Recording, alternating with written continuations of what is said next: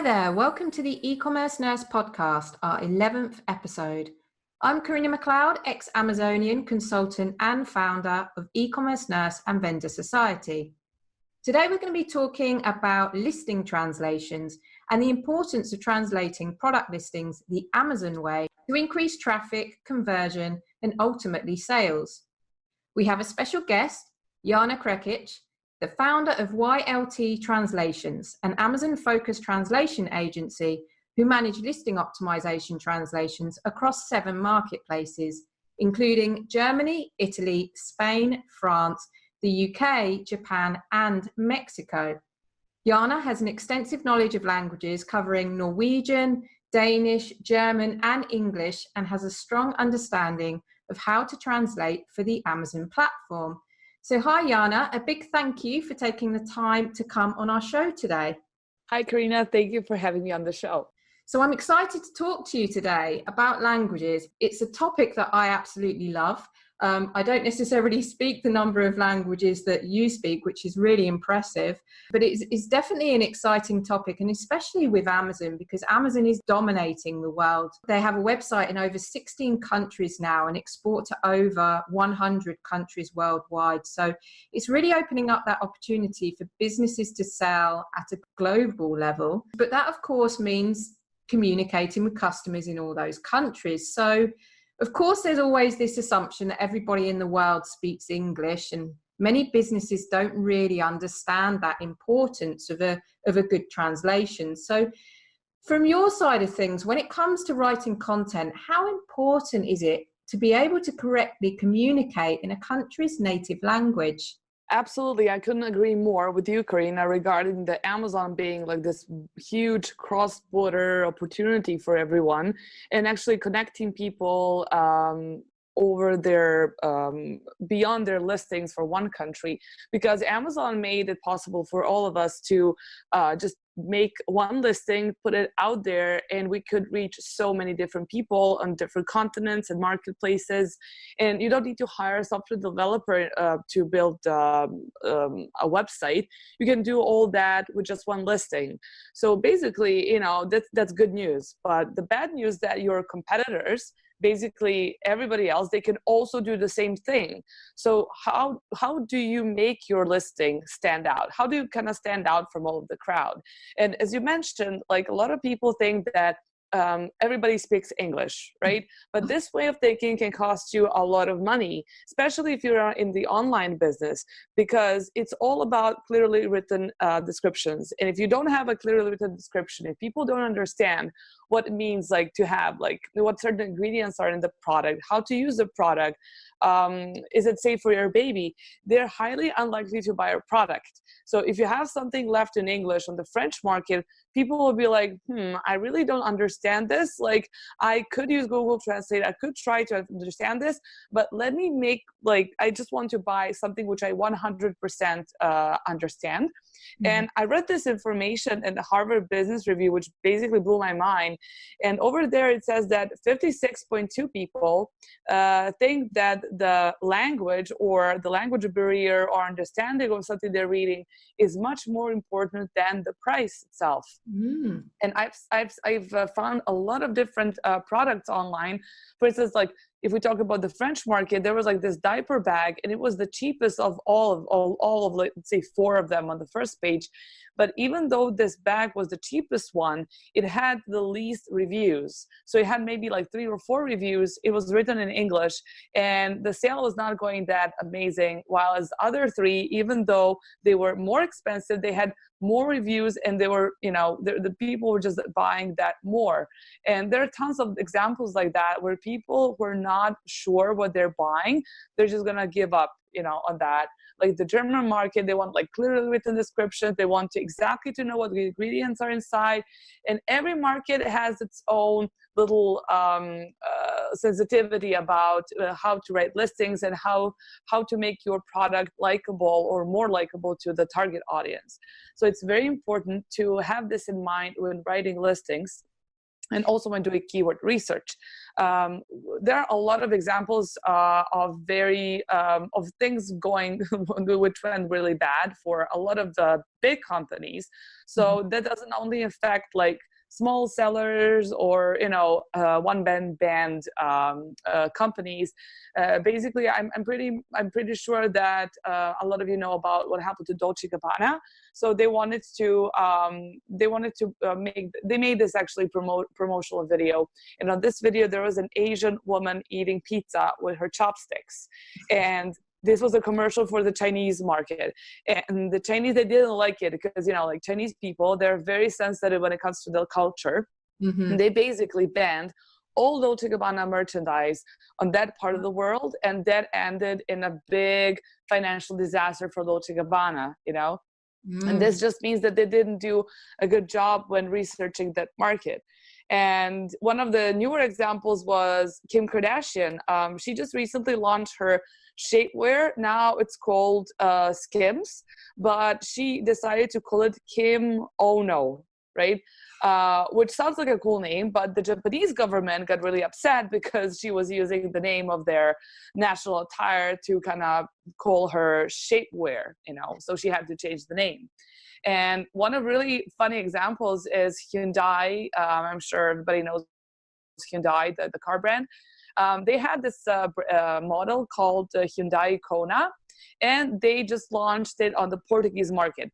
But Kona, spelled C-O-N-A, it means it's a very ugly way to call your female organ. So it was a very big flop in the market because nobody wanted to drive that sort of car. They lost a lot of money because they already went into like manufacture like thousands of like models and like marketing and stuff like that, and they just needed to change it to at the end they changed it to Hyundai Kauai. So Kauai being a Hawaiian island, nothing to do with Kona. So they just kind of chose that. So it's really important, no matter how big your business is, it's really important to always do the right market research, because some people will be sensitive on one topic, others would want like different style. I usually compare the US and German market, because the German market is the biggest market in Europe. Yeah. And everybody wants to go there. Most of our clients, they come from the US and the UK, and they always want to do the German market being the biggest one and being not that specific as maybe Japanese market, which is basically as close, almost as big as German market. But in the German market, you can launch your products you're selling in the States and they're probably going to work. There's nothing too special about that market. And the customers in the US, they're used to this like salesy language, sales pitch and bullets and stuff like that, like it's amazing products, super cute, buy, like we're gonna make it super amazing for you to buy this product, and like all of these kind of little bit of the exaggerating style that's very much used on the US market, and it works fine over there. But absolutely that same style does not work well at all on the German market. And because the Germans, they like something which is kind of really has a nice structure. They want to know exactly what the ingredients are in this product, how to use it. Don't tell us this product is super cute and amazing. Like, we're going to decide on that and write it in your reviews. And also, like, don't force us to buy anything. So don't force us to buy product, and I don't feel comfortable with that. And this listing is just too much for me. And like, I don't like this style of writing and selling the product. And they might move to another product, like there are so many ways how you can do so many wrong things on your listing on a foreign market that people just don't like to, read some stuff like that, which is going to force them to feel a little bit uncomfortable. And of course, you can have an amazing product and a poorly written listing. And of course, this product is going to sell. But just imagine like how much more you can get when you have like a really highly written listing, like high quality listing, and how much more profit you can make if you're making a really good profit with the listing, which you have not put so much effort into. Definitely. And you've made some really interesting points there, not just only about it just being a translation. There's a question also in terms of branding, and because what Amazon does is Amazon makes it sound like it's really easy to sell globally, which in a way but there's this other factor of translation. But the other points that you mentioned about the brand is, does the brand, because the brand you don't translate, the brand just automatically is the brand throughout the countries. However, it can translate, the actual meaning can be very different. And the example, like the example you gave for Portugal, so with Hyundai, so it's really interesting. It's not that there's this whole market research, and as you mentioned about the difference between, you know, how you write content almost for the US versus the German market is different. So there's lots of elements involved in not just your basic translation. Absolutely. And I always like to point out that when you hire someone to do your product listing, to translate it to another market, it's not only translations. You have to have this localization element, and it means that somebody who's going to do this understands that maybe some of the sentences or some sales pitch were not work that well in France or in Spain or in Germany, as well as they're working out for people in the UK. And this is something that a lot of people don't pay attention to. So what I say is that, you know, translation agencies that do regular translations, or maybe people on Fiverr that don't have experience on Amazon, they can translate, you know, how to use your vacuum cleaner, right? There's nothing to localize about like a manual for a vacuum cleaner. You just press the button. There are like no metaphors in how to do it. So basically, it's just like translating from the source to the target language. But we're talking about Amazon translations and localizations as well, because it all goes well together. You just have to know how to kind of sometimes recreate the text. And we get a lot of poorly written listings, but it doesn't necessarily mean that they're going to be poorly written for the French market, because you have to adjust that sometimes. You have to customize it. This is something which a lot of Amazon sellers, they don't understand that so clearly. A lot of times I get an email saying, where is the sentence from the fifth bullet? Like, you didn't include it. And I'm like, yeah, well, it just didn't sound right. And you didn't lose any of the important information in the bullet. And some of people just want to have like 100% text the same as they had in their original listing. And this is just not how it works. Plus, with the keyword research, of course, you cannot have identical keywords on all markets. Exactly. And that's an interesting point, actually, because it sort of then goes against almost what Amazon's doing. So Amazon, you know, they make it sound simple and say, oh, it's all right because we can automate, you know, we can translate your listings through our machine, and then you've got your listings on in Germany. But which is slight a contradiction really, in terms of, because it actually delivers a really poor customer experience when Amazon is always focused on creating a positive customer experience. Yet really this whole machine way of working just sort of goes against really the objective of optimizing content. Would you ever recommend that if there's a business that's working on a budget, to use the kind of automated translation tools that Amazon have, or even Google Translate we often hear people using? You know, this is a question I really get a lot. So basically, I mean, my answer is absolutely no. But, and, you know, there are Amazon translation services that really don't want to rip you off. You know, they don't charge like 300 euros per listing and stuff like that. So I think if you really want to do it the right way, I think to invest a little bit of money, it's going to do you a lot of good. And the profit you can make is like a couple of times higher than the cost you're going to, you know, spend on this little service, or, you know, whoever you want to hire. Because if you do the Google Translate or Amazon service, and Amazon service is a machine translation, and we got a lot of different listings where people ask us like, look, what do you think about this? It's been already translated. Can you give us feedback and stuff like that? And everybody that's been using Amazon services are complaining about the machine translation. And sometimes even that machine translation, I think Google Translate will do better work, because sometimes it's completely ununderstandable. The whole sentence, like, you don't actually understand what it says there. There are some words, but they don't make any sense. So that's really it's not something that you want to do when you go to another market, because you're going to lose a lot of time, a lot of money, and especially because these keywords that you have in listings, you can use them in your PPC campaigns, and Google Translate and Amazon Machine Launchpad, they're not going to give you any keywords you're going to use in your PPC campaigns. And then you're stuck with absolutely having no idea what keywords are good, what keywords are not. You don't know what they mean, and you don't want to be ranked for completely wrong keywords.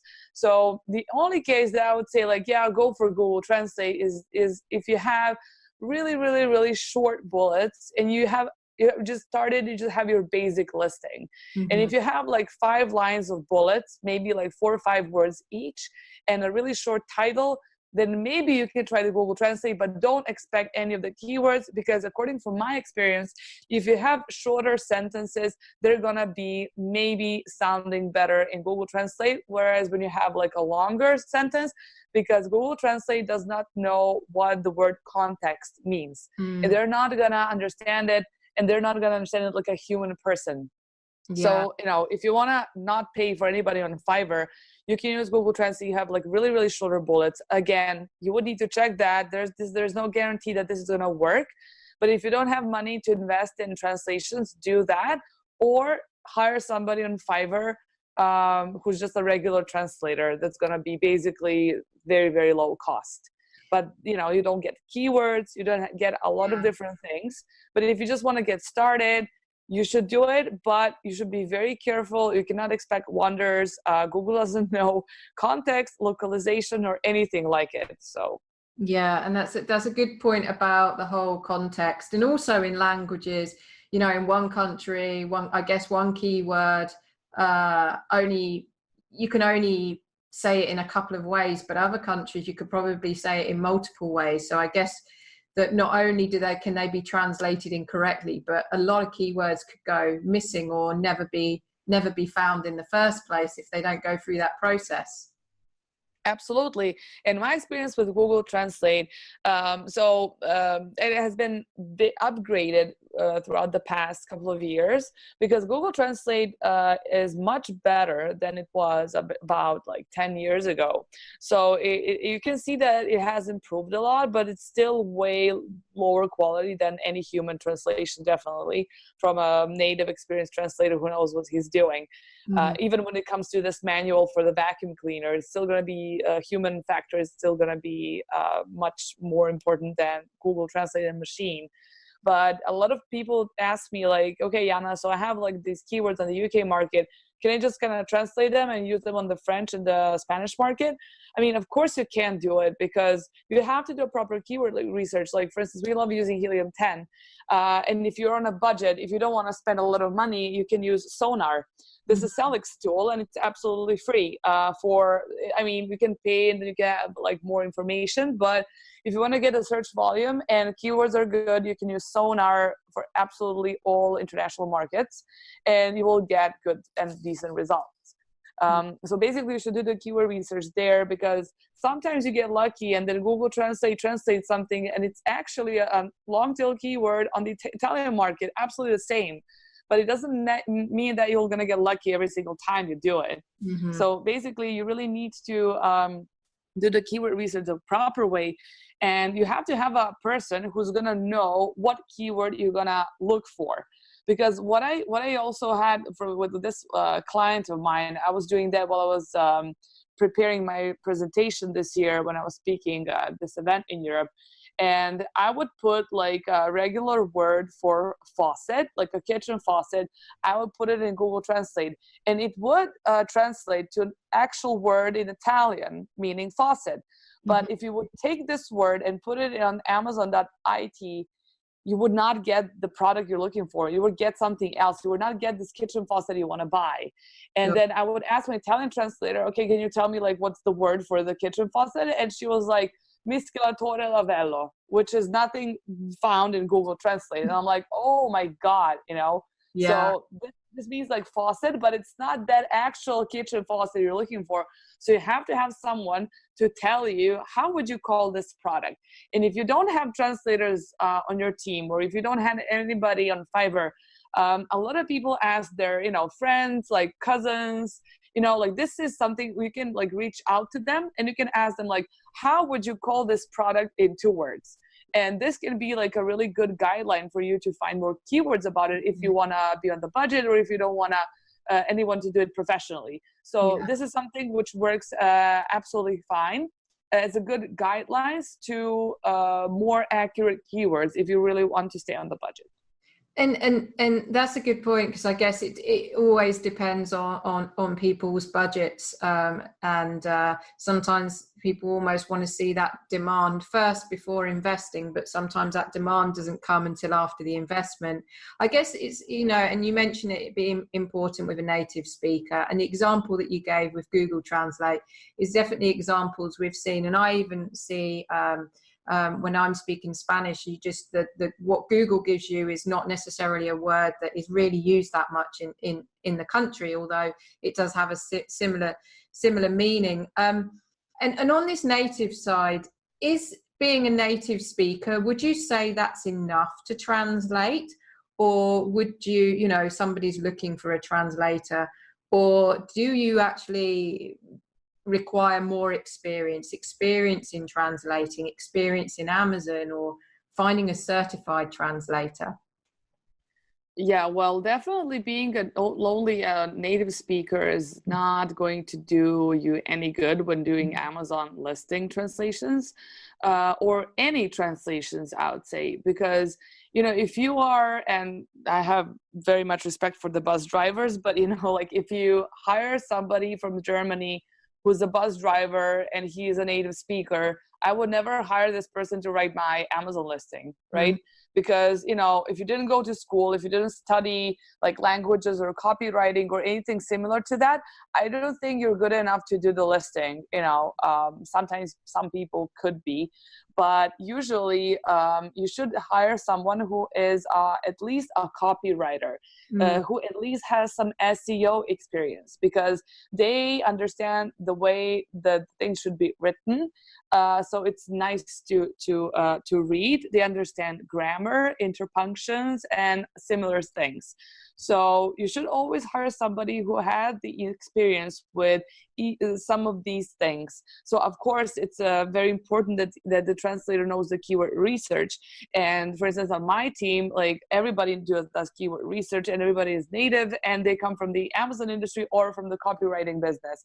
So people know how to write, because as I said, the whole Amazon listing translations business, it's not only regular translations, it's like how you can write it in the target language so the target audience likes it and they understand it in a way that is going to present their culture, and it's not going to be offensive or sounding just weird. So you really have to have a person who knows how to write, to translate, but to also to adjust it to the target audience.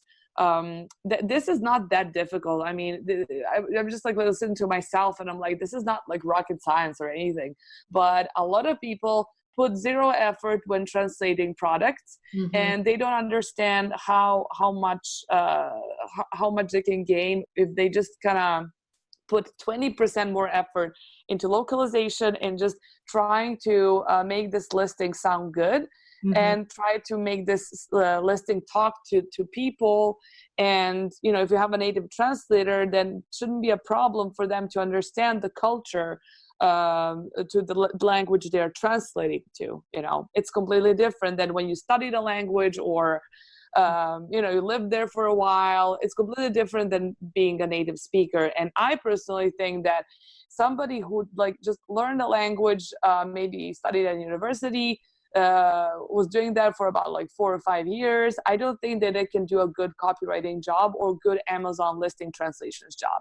Because when you insert keywords, this is where the problem begins, because a lot of our clients are like, these keywords, they don't sound like native, they don't sound absolutely amazing in the text. And you know what? Sometimes that keyword cannot sound that amazing in the text, because you really have to have this keyword in the first bullet. And you're gonna try to incorporate it, try to like maybe write an extra sentence just to use this keyword. But sometimes it can just sound a little bit odd.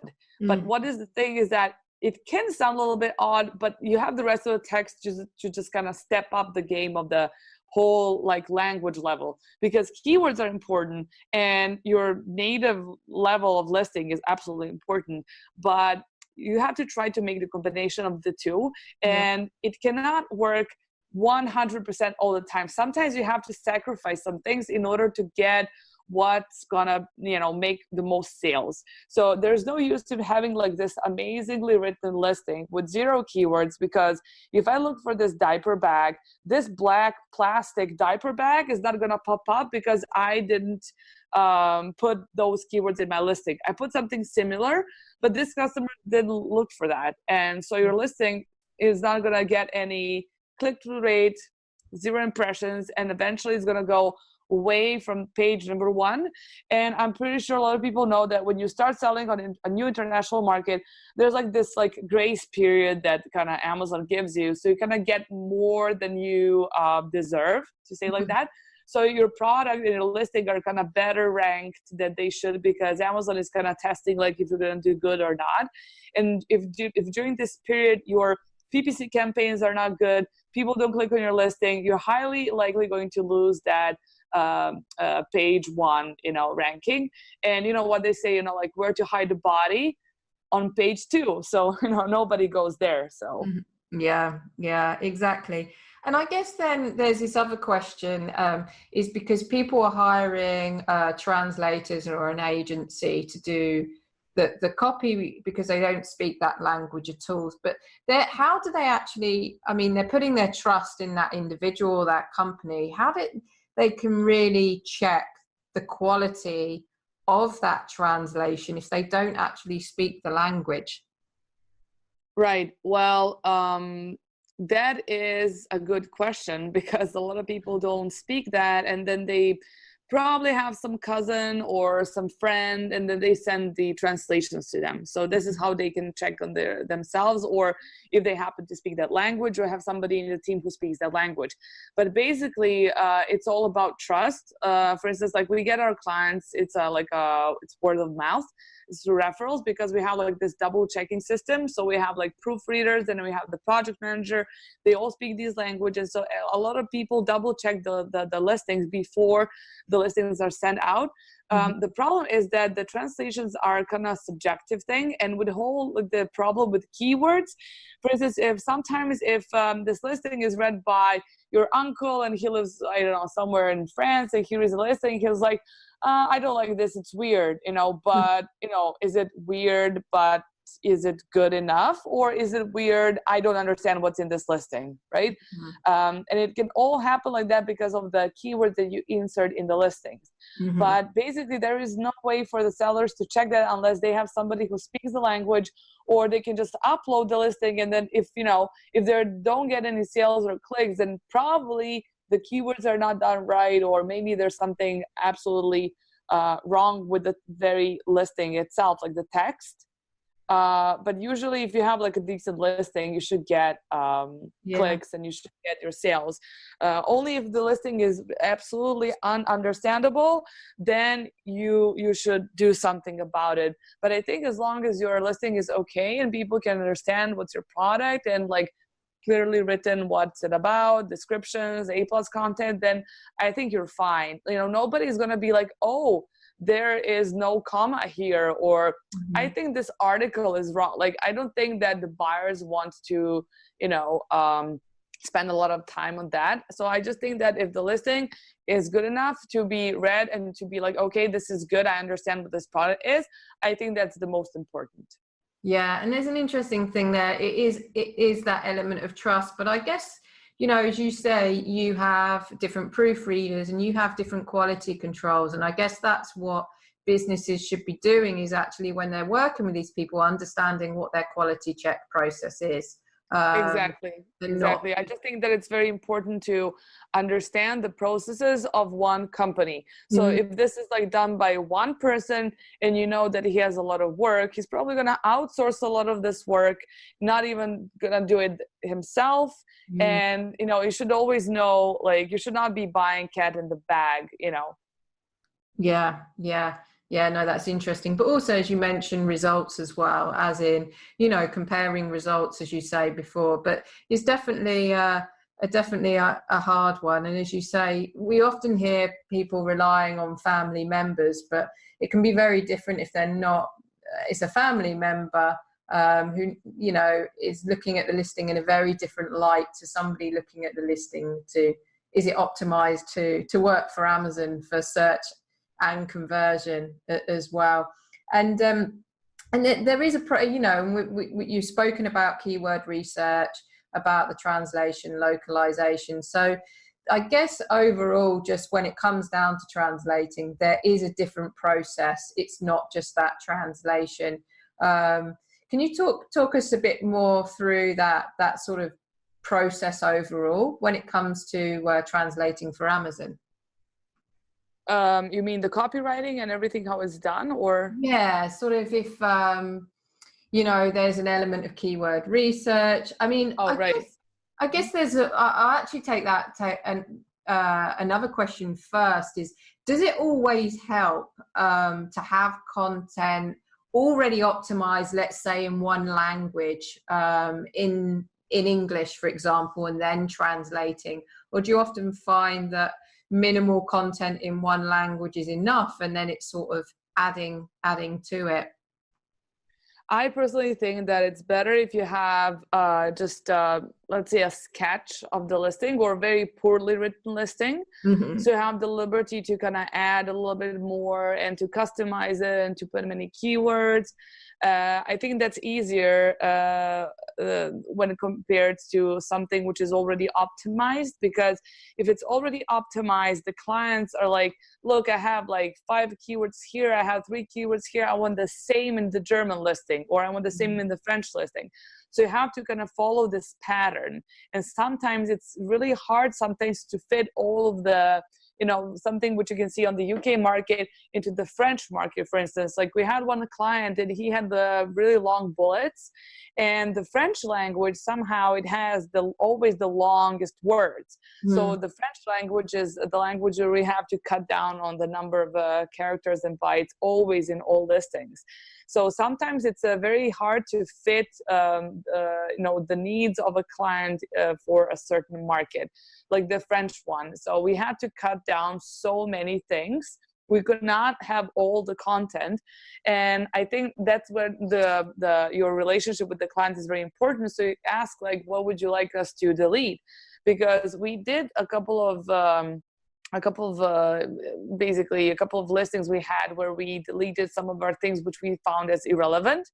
But then the clients were like, what? This was very relevant to me, and I'm like, okay, well, just tell us what to do. But sometimes it is very hard to, meet the limitations and everything when it comes to already written listing, especially if the clients want to keep everything. And a lot of them want to keep absolutely everything they had, like from the US market to the German market, and even though I say like nobody wants to read a novel in their bullets and people like want to maximize this 499 characters, and I don't think that they should do it, but if the client says I want to do it that way, then I'm like fine, but I always like to get maybe a little bit not that good Amazon listing, and then you can do whatever you want with it for the French market or for the other markets, because it gives you liberty to do also a little bit of the copywriting. As I said, if there's like a really good keyword and it makes no sense to put it in the text, we're just going to add another sentence so we can use this keyword, for instance. And I think this is how you should do it. You should be able to kind of have the liberty to customize and to do it in the way that the new market would like that. And this is something that you have to be on the same page with the client, because a lot of clients don't want that and they don't understand how much they could get out of it. Yeah, that's interesting.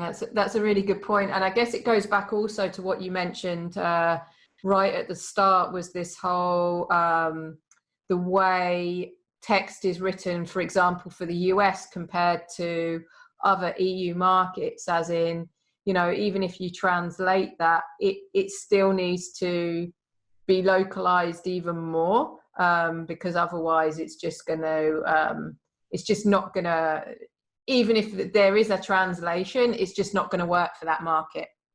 Yeah, exactly. And when it comes to the keyword research, basically how we do it is that we get the, let's say, this listing, and then we just translate it, just plain translation.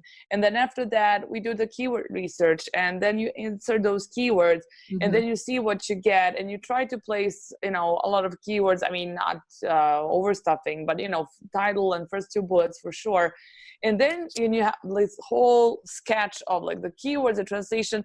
Then you try to localize it to see like what works better. How can I put it this way, blah, blah, blah. And then when it's all done, then it goes to the proofreader. The proofreader double checks that. It goes back to the translator. If they have any comments, they work very tightly together. And then it all goes to the project manager. Our project manager speaks all 4 languages or the European languages. So she double checks everything, the keywords are used, and maybe if there may be more keywords to be used, or maybe there was a search volume keyword that's not been used in the title, but it's been used like in the 5th bullet, for instance. We could switch those two and stuff like that.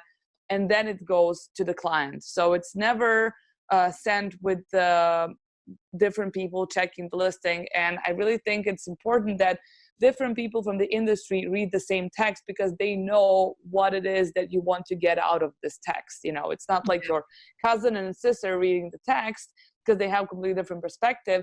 It's like, have we done enough to improve it, and have we done enough to optimize it? Sometimes I also check the text depending on how much time I have, but I really enjoy doing that. And I just really enjoy, working with text and keywords and stuff. And I basically, I told my translators everything I knew, and it was really a long time, and I put a lot of time and effort into my team. But I think that every one of them absolutely knows what they're doing, and they try to optimize the listings the best possible way. Definitely. And it's quite complex. I mean, just you talking through that whole process, it's and that's where people just say, okay, translation, but it's translation, SEO, and localization, which is a lot more complex. And that's what I think can be the mistake, partly down to Amazon making it almost sound simple, but there is this kind of educational part as well, that if someone is familiar with languages, they might understand the context more, and how the different parts of the grammar can change things completely, etc. But if someone's not familiar with that, there is this assumption out there that, oh, why can't you just translate it, But I know, I get that. I get it all the time. So I absolutely agree. And, it's a big of a hassle when you hire somebody on Fiverr. He's a freelancer. You don't know if he's going to meet the deadline or not. Then you have like this third person for Italian. Then you have like, it's better. Like, I mean, of course, a lot of people work like that, and that's fine. But I think it's much better if you can get somebody to do it for you. Like, a lot of people outsource it. Like, they outsource translations. Like, I don't know many clients that have in-house translators, so people just don't want to deal with that. Just like I don't want to finish it. I just want to get a template and that's it. And we also do flat files, for instance, because people are also afraid of these flat files. But I'm like, if I can do a flat file, I'm sure everybody else out there can do a flat file. And also, what I would also suggest people doing, you don't have to spend a lot of money on different tools. There are a lot of really, really cool Excel formulas you can use to get the best out of your keywords. Like, we use a lot of different Excel formulas. Like, one of them is like how to find out, let's say you have a product and there are like 60 products on the page or the first page, and you want to see like what products are ranking for certain keyword, and you can see like how many keywords is one ASIN also ranked for. So you can have like an ASIN which is ranked for like 200 keywords, or maybe 85% of the keywords that you've done research of, and then this is a good competitor to check out their listing, to do the Cerebro on it. I mean, there's so many really cool things that you really don't have to spend your money on. And I see people overspending on so many different stuff. And I think you can help yourself by doing a lot of things. I would not say old school, but I would say for free. Yeah, it's interesting because I mean, would you say, so if someone is not necessarily a native to that language, they could still do their own keyword research to some extent, if they have, like you said, sort of a couple of keywords, like seed keywords to work with? Exactly. You can absolutely do the keyword research yourself. So let's say if you ask like your sister or your cousin, you can use them for them. Absolutely. Just gonna tell me like, how would you call this product? Or can you find something similar for me on Amazon.fr? And then you can work with these keywords. And, like a good thing, like for instance, when using Sonar or Helium, if you work the magnet research, you're going to get like the 3 little pictures of the product. So you can see if these products are the ones you're looking for, then you're on the right track. If they're something completely different, then it's time to kind of, redo the keywords that you are searching for. So it's basically very simple when you have somebody to tell you what to do, and then you can take it from there very easily. You don't have to like spend a lot of money on some different tools or, PPC companies are going to be doing the keyword research only for French market. You can save so much by doing the stuff yourself, and it's really, really not difficult. Do you ever have that with clients that would come to you with their own keyword lists that they've created to save on time with your services, or do you always find that you like to carry that out as well? It really depends. We had some clients coming to us with their own keyword research because they're like, I've done my keyword research and I like it this way, and I want you to use these keywords.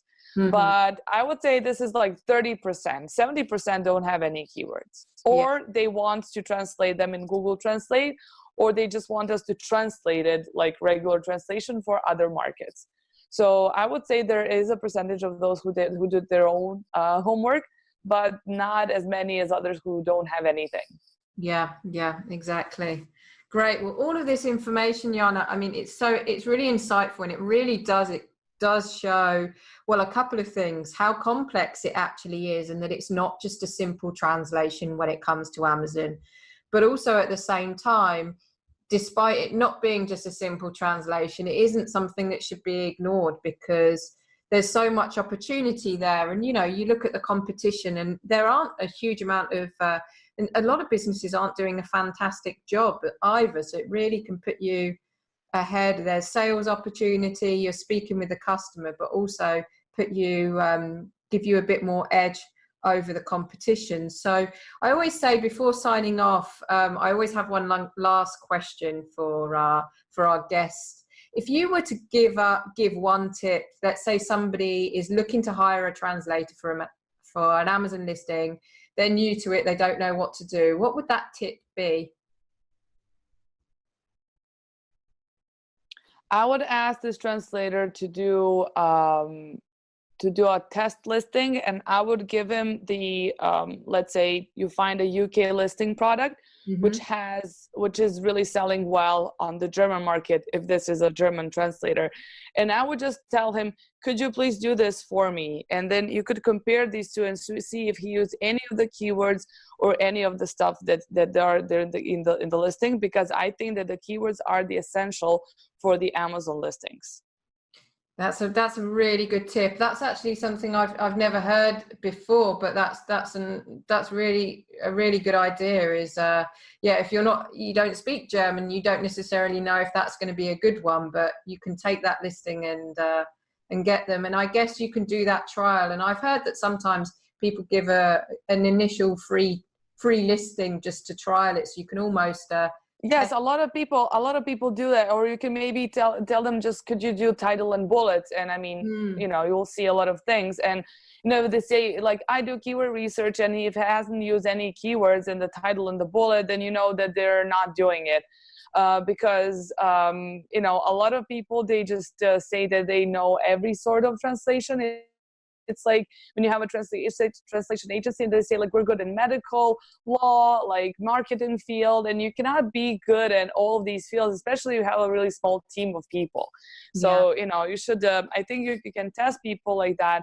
And even though you don't understand the language, let's say this is a German language, you can take Google Translate and you can see like, what these words mean. And you can figure out like what could be the keywords. It's not that difficult. Like in that that case, you can take something that you think it's a keyword and put in Google Translate, and it will tell you if this is something absolutely wrong or not. So in that way, you can have some guidelines what those things mean. So you can check that for yourself. Definitely. And would you suggest that they ask for a keyword list as well to see that that has been covered off? Yes, absolutely. Yes, they should ask for a keyword list. Definitely. That's a really good tip as well. Great. Okay, well, thank you so much, Jana, for being an amazing guest today and telling us more about your experiences and giving us tips and the listeners tips on translating, because this is definitely a growing topic, given Amazon going into more and more marketplaces, and and especially with countries like the US becoming quite saturated as well, the market. More businesses are looking to explore additional marketplaces as well. So thank you ever so much. Thank you so much for having me. And I would just like to tell you to your audience that if you guys want to have feedback on your already written listings, you are more than welcome to contact us, and we are definitely going to give you some free advice on how you can improve your already written listings. Fantastic. And all information to be able to contact Jana at YLT Translations will be in the bio on each of the podcasts. And if you can't find that information, by all means, you can come to us at Ecommerce Nurse. Or Jana, what's your website address? Our website address is ylt-translations.com. Great. Fantastic. Thank you so much. Thank you, Karina.